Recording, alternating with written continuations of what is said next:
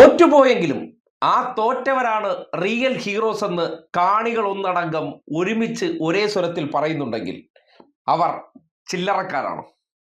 അല്ലെന്നേ. അതാണ് ലോകകപ്പ് ഫുട്ബോളിലെ പ്രീ ക്വാർട്ടർ മത്സരത്തിലെ ഇന്നത്തെ പോരാട്ടം.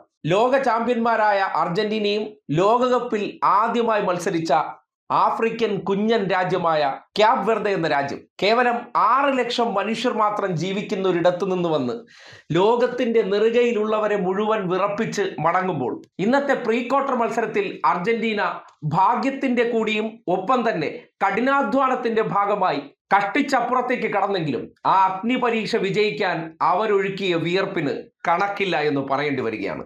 ഒരു സെക്കൻഡ് പോലും ഗ്രൗണ്ടിൽ നിങ്ങൾ ചലനമറ്റിരുന്നെങ്കിൽ നിങ്ങൾക്ക് ചിലപ്പോൾ മത്സരഫലം മറ്റൊന്നായേനെ. അവസാന സെക്കൻഡ് വരെ തിരിച്ചടിക്കുമോ എന്ന ആശങ്ക സൃഷ്ടിച്ച മത്സരം. 120 മിനിറ്റോളം നീണ്ട മത്സരം 3-2 എന്ന ഗോളിന് അർജന്റീന വിജയിച്ചു കയറിയെങ്കിലും അർജന്റീനയുടെ വിജയം അത്ര എളുപ്പമായിരുന്നില്ല. ലോക ചാമ്പ്യന്മാരെ ആ കുഞ്ഞന്മാർ തറയിൽ നിർത്തിയിട്ടില്ല. അവസാന നിമിഷം വരെ ശ്വാസം വിടാതെ കളിച്ചതിന്റെ ഭാഗമായിട്ട് അവസാന മിനിറ്റുകളിൽ അടിച്ച് ഒരു ഗോളിന്റെ ആനുകൂല്യത്തിൽ ക്വാർട്ടറിലേക്ക് പ്രവേശിച്ചെങ്കിലും അവസാന സെക്കൻഡ് വരെ പരാജയവും സമനിലയും തുറിച്ചു നോക്കി എന്നുള്ളത് ചില്ലറ കാര്യമല്ല. ഈ ലോകകപ്പിന്റെ തുടക്കം മുതൽക്ക് തന്നെ ക്യാപ് വെർദെ സ്പെയിനിനെ വിറപ്പിച്ചുകൊണ്ട് തുടങ്ങിയ അവർ ഏറ്റവും ഒടുവിൽ ഇന്നിപ്പോ ലോകകപ്പിൽ പ്രീ ക്വാർട്ടറിൽ ഒരു ഗോളിന് പരാജയപ്പെട്ട് മടങ്ങുമ്പോൾ, അതായത് 3-2 എന്ന ഗോൾ വ്യത്യാസത്തിൽ മടങ്ങുമ്പോൾ ആ മടക്കയാത്രയിൽ അവർ ഫുട്ബോൾ ആരാധകരുടെ മനസ്സിലെ റിയൽ ഹീറോകളാണ്. അവർ തോറ്റുപോയെങ്കിലും അവരാണ് യഥാർത്ഥ വിജയികളെന്നും അവരാണ് യഥാർത്ഥ പോരാളികളെന്നും ഈ ഫുട്ബോൾ ലോകകപ്പിന്റെ ചരിത്രത്തിൽ അടയാളപ്പെടുത്തും. അല്ലെങ്കിൽ ചരിത്രാതീതമായി അത് ചർച്ച ചെയ്യപ്പെടും.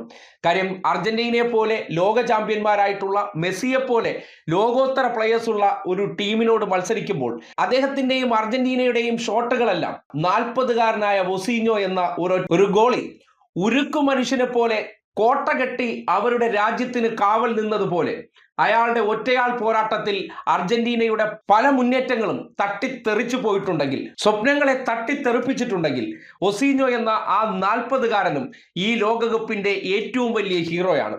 6 ലക്ഷം മനുഷ്യർക്കിടയിൽ നിന്ന് 11 മനുഷ്യരെ ഫുട്ബോൾ മത്സരത്തിനായി തയ്യാറെടുപ്പുകൾ നടത്തി കൊണ്ടുവന്ന് ഈ ലോകകപ്പിലെ ഏറ്റവും പ്രബലരെയും ഏറ്റവും വമ്പന്മാരെയും ഏറ്റവും വലിയ ഇന്റർനാഷണൽ പ്രൊഫഷണൽ ഫുട്ബോൾമാരെയെല്ലാം വിറപ്പിച്ചുകൊണ്ട് അവർ ഈ ലോകത്തോട് അവരുടെ വരവ് അറിയിച്ചിട്ടുണ്ട്. വരും കാലങ്ങളിൽ കാലാകാലങ്ങളായി പ്രതിഷ്ഠിച്ചിട്ടുള്ള വിഗ്രഹങ്ങൾക്കെല്ലാം വലിയ വെല്ലുവിളികൾ ഉയർത്താൻ അവർ തിരിച്ചു വരുമെന്നുള്ള ഉറപ്പോടുകൂടിയുള്ള മടക്കയാത്രയാണ് കണ്ടത്.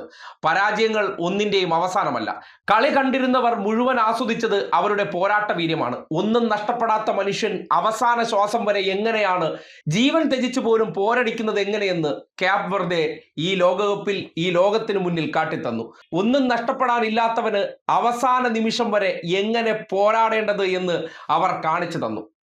തോറ്റു മടങ്ങുന്നുണ്ടെങ്കിലും അവർ ഈ ലോകകപ്പിലെ ഏറ്റവും വലിയ ഹീറോകളാണ്. അർജന്റീന വിജയിച്ച് കയറിയെങ്കിലും ആ വിജയം അവർ വിചാരിക്കുന്ന ആത്മസംതൃപ്തി അവർക്ക് നൽകില്ല എന്നുള്ളതും ഒരു റിയാലിറ്റിയാണ്. കൈയടിക്കാം ലോകത്തെ വിസ്മയിപ്പിച്ച ആ കുഞ്ഞൻ താരങ്ങൾക്ക്.